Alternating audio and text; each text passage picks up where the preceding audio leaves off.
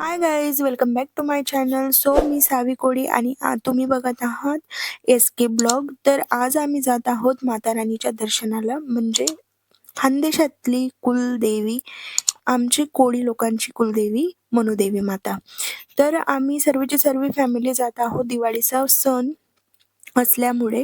कारण सर्व बहिणी वगैरे आम्ही सर्व जमलो होतो, माझी पूर्ण फॅमिली जमली होती. तर आमचं प्लॅनिंग झालं की आपण आता मनुमातेच्या दर्शनाला निघूया.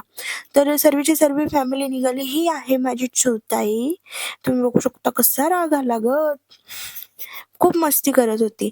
आणि ही माझ्या मामाची मुलगी आहे. हळूहळू करून आम्ही गाडीमध्ये बसलो, पिकअपमध्ये. माझ्या काकांनी त्यांनी गाडी आणली होती, तर पिकअपमध्ये माझी पूर्ण फॅमिली पिकअपमध्ये निघाली, मामी वगैरे आम्ही. आणि यांचं काही खतमच नाही होत, दोघी मायलेकींचं वेगळं वेगळंच चालत राहतं. हे मामी आहे, त्यांचं काय चालू होतं काय माहिती. मस्ती करत होते खूप. आणि मग नंतर काय, आम्हाला काय, आता निघालो आम्ही माता राणीच्या दर्शनाला. तुम्ही बघू शकतात माझी पूर्ण फॅमिली, सर्व बहिणी वगैरे आम्ही निघालो. सकाळी मॉर्निंगचा टाइम होता, खूप छान टाइम होता. आणि वातावरण जे होतं ते खूप सुंदर निसर्गरम्य वातावरण होतं. त्यानंतर आम्ही फेसपूरमध्ये थांबले, तिथून वांगे वगैरे घेतले. आणि कारण आम्हाला वांग्याचं भरीत वगैरे करायचं होतं तिथं, त्याच्यामुळे माझे मामा वगैरे तुम्ही बघू शकता. त्याच्यामध्ये यावलला माझी आजी आणि मावशी तेही आले होते, तर त्यांनी आमच्यासाठी खाऊ आणलं. रस्त्यामध्ये आम्हाला लागलं वावर, त्याच्यामध्ये आम्ही केळीचं पानं वगैरे घेतले, माझ्या भाऊने त्यांनी तोडून आणले. हे जे तुम्ही बघू शकतात की ही आहे 7 नद्या, जे आपण देवीच्या दर्शनाला जातो तेव्हा 7 नद्या लागतात. हे खानदेशमध्ये राहणारे लोकांना सर्वांना माहितीच असेल की 7 नद्या हे लागतातच.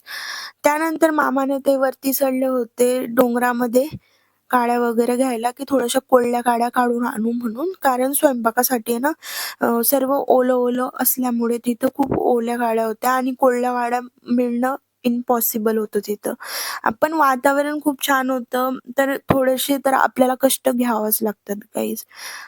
माझ्या या सर्व बहिणी मस्ती करत होत्या, फोटो वगैरे काढत होते. तुम्ही बघू शकता त्यांचा फोटो सेशन चालू होता आणि मस्ती पण चालू होती. कारण कसं असतं की थोडं बाहेर गेल्यावरती थोडंसं एन्जॉयमेंट तर करावंच लागतं.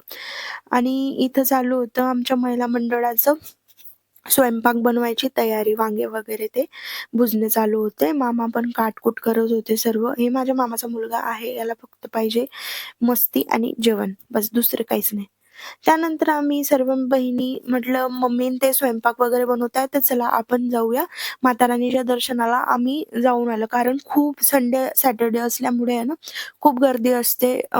खूपच जास्त गर्दी होती, त्याच्यामुळे आम्ही लवकरात लवकर निघालो सर्वचे सर्वे बच्चे पार्टी दर्शनाकरता.